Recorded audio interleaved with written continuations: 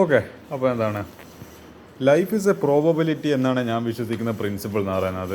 അപ്പോൾ അതേപോലെ തന്നെ നമ്മൾ +2 മാത്തമാറ്റിക്സിലെ ഒരു അവസാനത്തെ ഒരു ചാപ്റ്ററാണ് പ്രോബബിലിറ്റി എന്ന് പറയുന്നത്. ആണ് ലൈഫ് ഈസ് എ പ്രോബബിലിറ്റി.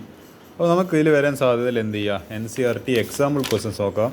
അപ്പോൾ നിങ്ങൾ ഓൾറെഡി +1 ഇത് പഠിച്ചിട്ടുണ്ട് ഈ ചാപ്റ്ററിനെ പറ്റിയിട്ട്. അതിൻ്റെ ഒരു കണ്ടിന്യൂഷൻ എക്സ്റ്റൻഷനാണ് ഈ പറയുന്ന +2 പ്രോബബിലിറ്റി. കുറച്ചധികം കാര്യങ്ങൾ പഠിക്കാനുണ്ട്. ഈ പേജ് നമ്പർ 411 എക്സാമ്പിൾ 6 ചെയ്യുക, അത് എക്സാമിന് വരൂ. പിന്നെ multiplication theorem page number 415 example 8 ചെയ്യുക, അത് എക്സാമിന് വരൂ. പേജ് നമ്പർ 416 എക്സാമ്പിൾ 9 ചെയ്യുക, അത് എക്സാമിന് വരൂ. പിന്നെ ഇൻഡിപെൻഡൻറ്റ് ഇവൻറ്റ്സ് എന്ന് പറഞ്ഞിട്ട് കാണുന്നുണ്ട്. പേജ് നമ്പർ 420 എന്തോ ഇൻഡിപെൻഡൻറ്റ് ഇവൻറ്റ്സ് ആയിട്ട് ബന്ധപ്പെട്ട് എക്സാമ്പിൾ 13 ചെയ്യുക. പേജ് നമ്പർ 421 എക്സാമ്പിൾ 14 ചെയ്യുക, അതിൽ എക്സാമിന് വരൂ. Page number 425 theorem of total probability example 15 ചെയ്യുക. അതിനുശേഷം നമ്മൾ ഇതിൻ്റെ ഈ സെക്ഷനാണ് ബയസ് തിയറം എന്ന് പറയുന്നത്. 426 എക്സാമ്പിൾ 17 ചെയ്യുക. 427 എക്സാമ്പിൾ 18 ചെയ്യുക. നല്ലൊരു ക്വസ്റ്റൻ ഇത്. 428 എക്സാമ്പിൾ 19 ചെയ്യുക. 429 എക്സാമ്പിൾ 20 ചെയ്യുക.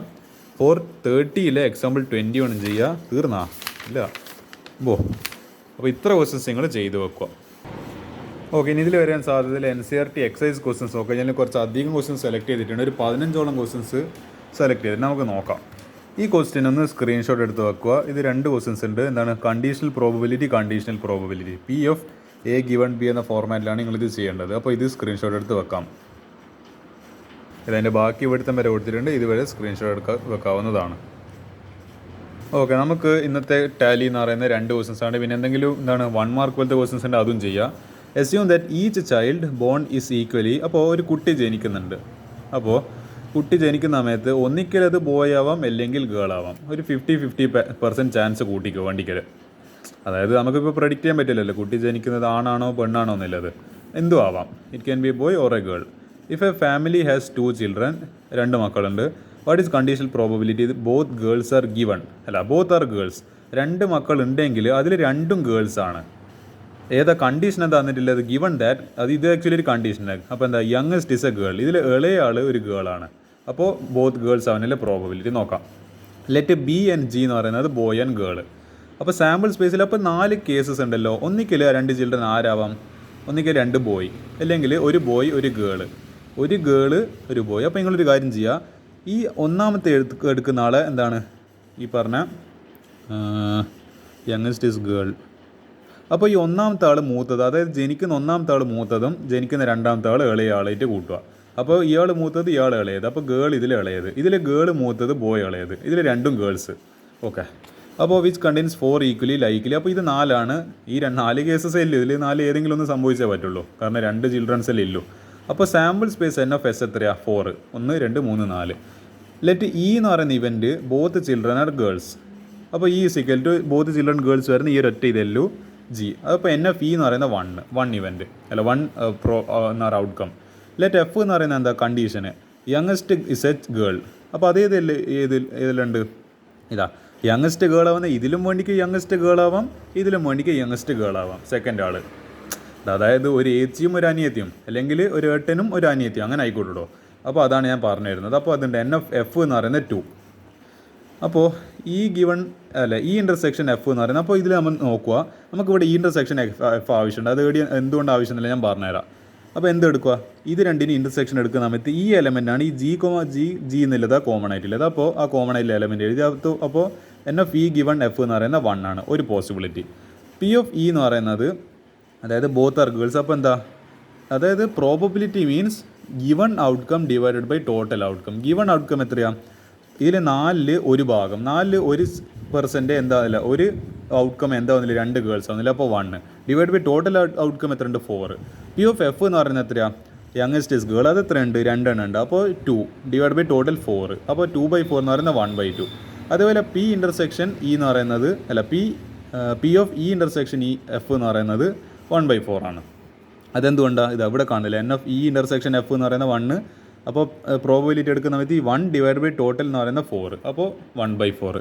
ഇനി റിക്വയർഡ് പ്രോബബിലിറ്റി ഈ എന്താണ് both children are girls given that youngest is a girl.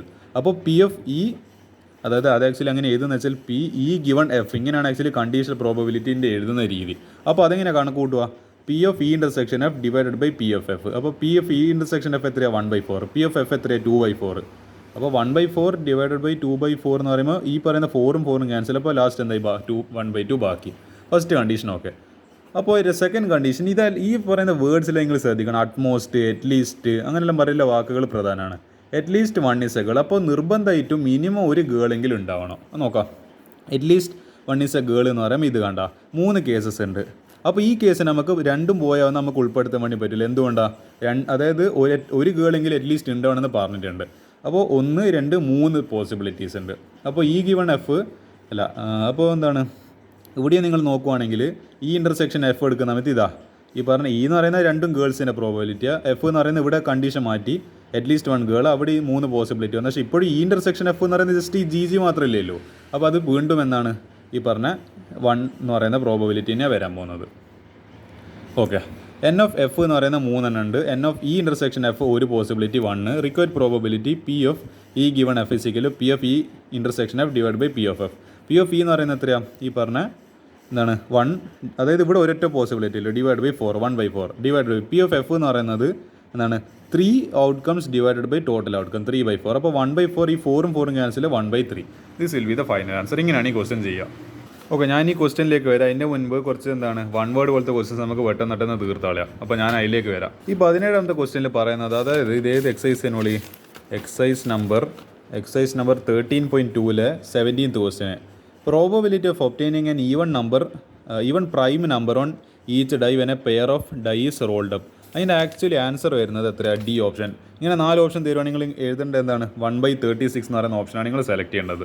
അതേപോലെ 18ാമത്തെ ക്വസ്റ്റ്യൻ ഇതൊരു 1 മാർക്കിന് വരെ ചാൻസിൽ 4 ഓപ്ഷൻസ് ആയിട്ടുള്ള MCQ ആണ്. 2 events A and B are said to be independent if അതിൻ്റെ കണ്ടീഷൻ പറയുന്നത് P of A dash intersection B dash equal to 1 minus P of A into 1 minus P of B. ഇത് actually ഒരു റിസൾട്ടാണ്. ഇത് നിങ്ങളൊരു പ്രൂഫായിട്ട് നിങ്ങൾ text ഒക്കെ പഠിക്കുന്നുണ്ട്. നിങ്ങൾ നോട്ടൊക്കെ ചെയ്തിട്ടുണ്ടോ എന്ന് എനിക്കറിയില്ല. ഞാൻ പഠിക്കുന്ന കാലത്ത് ഞാൻ ചെയ്തിട്ടുണ്ടെന്ന് എൻ്റെ ഒരു ഓർമ്മ. ഇത് നിങ്ങളിങ്ങനെ ഒരു ഓപ്ഷൻ കാണുകയാണെങ്കിൽ ഇതാണ് നിങ്ങൾ സെലക്ട് ചെയ്യേണ്ടത്. ഈ 13ാമത്തെ ക്വസ്റ്റിന് ഇതുപോലെ കാണുന്നുണ്ട്. Probability that A speaks truth is 4/5. A സത്യം പറയാനുള്ള സാധ്യത 4/5. ഒരു കോയിൻ ടോസ് ചെയ്ത് ഈ റിപ്പോർട്ട്സ് ദാറ്റ് ഹെഡ് അപ്പിയേഴ്സ്. അയാൾ അപ്പോൾ ഒന്നിക്കൽ ടെയിലി അല്ലെങ്കിൽ ഹെഡ്, അയാൾ പറയുന്ന ഹെഡാണ് കാണുന്നത്. Probability that actually it was A head. അപ്പോൾ ഇത് അയാൾ 4/4, അതായത് 5 ഔട്ട്കംസ് എടുക്കുകയാണെങ്കിൽ 4 അയാൾ സത്യം പറയും. പക്ഷെ ഒരു ഔട്ട്കം അയാൾ കള്ളം പറയും. അപ്പോൾ ഹെഡ് ചിലപ്പം പറയുന്നത് ഈ കേസിൽ ചിലപ്പം പക്ഷേ എന്തായിരിക്കും ടെയിലായിരിക്കും ആക്ച്വലി. അപ്പോൾ അങ്ങനെ ഒരു പോസിബിലിറ്റി ഉണ്ട്. അപ്പോൾ ഇയാൾ ആക്ച്വലി ഹെഡാണ് പറഞ്ഞതെന്നില്ല എത്രമാത്രം പ്രോബബിലിറ്റി ഉണ്ട്. അപ്പോൾ ഇതിൻ്റെ ആൻസർ വരുന്നത് 4/5 എന്ന് പറയുന്ന ആൻസറാണ്. അതിൻ്റെ എക്സ്പ്ലനേഷൻ വേണമെങ്കിൽ ഈ പേജ് സ്ക്രീൻഷോട്ട് എടുക്കാം.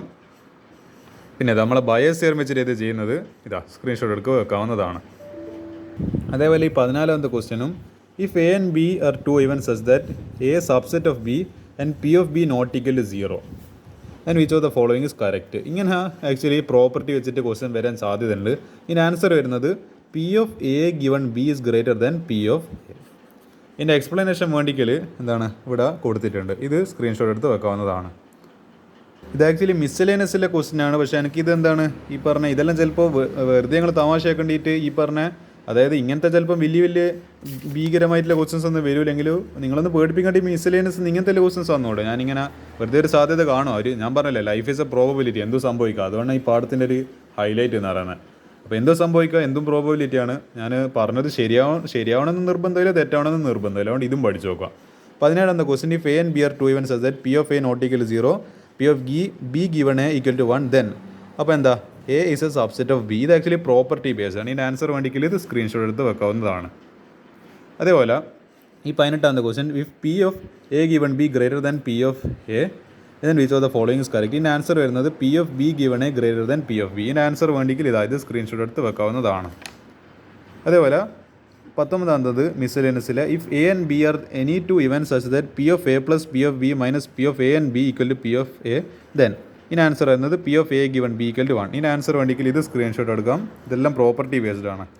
അതുപോലെ ഇവിടുത്തെ വരെ സ്ക്രീൻഷോട്ട് എടുത്ത് വെക്കാവുന്നതാണ് മനസ്സിലാക്കേണ്ടിയിട്ട്. അപ്പോൾ എന്ത് ചെയ്യുക, ഈ NCERT സെലക്റ്റഡ് എക്സാംപ്ലർ പ്രോബ്ലം കംപ്ലീറ്റ് എല്ലാം വരാൻ സാധ്യതയുണ്ട്. അപ്പോൾ ഇത് സ്ക്രീൻഷോട്ട് എടുത്ത് വെക്കുക. അതേപോലെ ഈ ഒരു ക്വസ്റ്റിനും സ്ക്രീൻഷോട്ട് എടുത്ത് വെക്കാവുന്നതാണ്.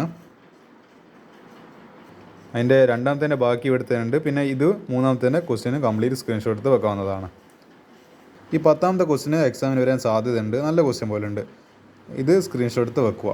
ഇതിൻ്റെ ബാക്കി ഞാൻ കാണിച്ചു തരാം.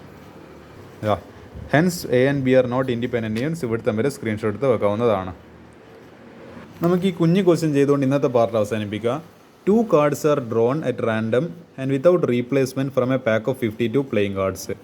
ഒരു 52 പ്ലേയിങ് കാർഡ്സ് നിന്ന് 2 കാർഡ് ഇങ്ങനെ വെറുതെ എടുത്തു. അപ്പോൾ അതിൻ്റെ probability that both cards R black. ഇത് ആക്ച്വലി പെർമ്യൂട്ടേഷൻ ആൻഡ് കോമ്പിനേഷൻ എന്ന് പറയുന്നത് നിങ്ങൾ +1 പഠിക്കുന്ന ചാപ്റ്ററിൽ ഒരു കണക്ഷൻ ഉണ്ട്. ആ കോമ്പിനേഷൻ്റെ സെക്ഷനിലാണ് ഈ കാർഡ്സിനെ പറ്റി നിങ്ങൾ പഠിക്കുന്നത്. ഷീട്ട് അപ്പോൾ എന്തുണ്ട്, 52ൽ 26 ബ്ലാക്ക് കാർഡ്സ് ഉണ്ട്. അപ്പോൾ പകുതിയും ബ്ലാക്ക് ആണ്.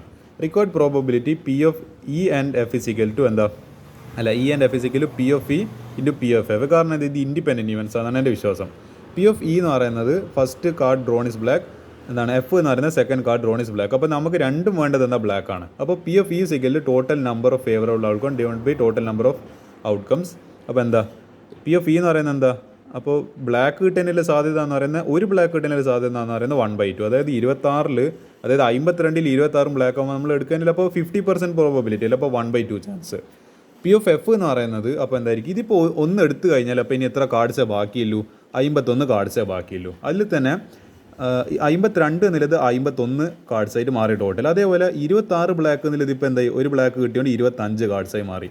അപ്പോൾ പി ഓഫ് എഫ് എത്രയായിരിക്കും, ഈ 25 അതായത് possibilities 25 black cards divided by total 51 black cards, അല്ല 51 ടോട്ടൽ കാർഡ്സ്. അപ്പോൾ 25 ഡിവൈഡ് ബൈ 51. ഇവിടെയാണ് ചില ആൾക്കാർക്ക് മിസ്റ്റേക്ക് പറ്റി പോകുന്നത്. After drawing 1 black there will be 25 black cards and there will be total of 51 total cards only. അപ്പോൾ required probability is equal to, ഇത് എന്താണ് ഇൻഡിപെൻഡൻറ്റ് ഇവൻറ്റ്സ് ആയതുകൊണ്ട്, കാരണം നമ്മൾ ഒരു കാർഡ് എടുക്കുന്ന ഇത് ഒരു കണ്ടീഷൻ അല്ലല്ലോ. അതായത് ഞാനിപ്പോൾ ഒരു ബ്ലാക്ക് എടുത്തത് മറ്റേത് ബ്ലാക്ക് ആവാനുള്ള സാധ്യത എന്നെ എന്ത് ചെയ്യുന്നില്ല, ഒരു രീതിയിൽ ഇൻഫ്ലുവൻസ് ചെയ്യുന്നില്ല. ഞാനിത് എടുക്കുമ്പോൾ ഇത് ബ്ലാക്ക് ആവും, മറ്റേത് എടുക്കുമ്പോൾ മറ്റേത് ബ്ലാക്ക് ആവും. അത് രണ്ടിൻ്റെ അതായത് ഇൻഡിപെൻഡൻ്റ് ആയിട്ട് മറ്റുള്ള ആൾക്കാർ ഡിപ്പെൻഡ് ചെയ്യാണ് നടക്കുന്നത്. അതുകൊണ്ട് ഇൻഡിപെൻഡൻറ്റ് ഇവൻസ് ആയതുകൊണ്ട് this can be written as P of E into P F F. Just രണ്ടിനും തമ്മിൽ എന്ത് ചെയ്താൽ മതി, മൾട്ടിപ്ലിക്കേഷൻ ചെയ്താൽ മതി. സിമ്പിൾ സാധനം, നിങ്ങൾ വെറുതെ ഡിവിഷൻ എന്ന് ചെയ്യാൻ നിൽക്കുന്നത്, ജസ്റ്റ് ഈ രണ്ടിനെ മൾട്ടിപ്ലൈ ചെയ്യുക.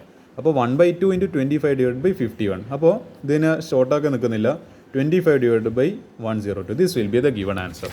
അപ്പോൾ നമുക്ക് ബാക്കി ക്വസ്റ്റ്യൻസ് ഇനി അടുത്തതിൽ ചെയ്യാം.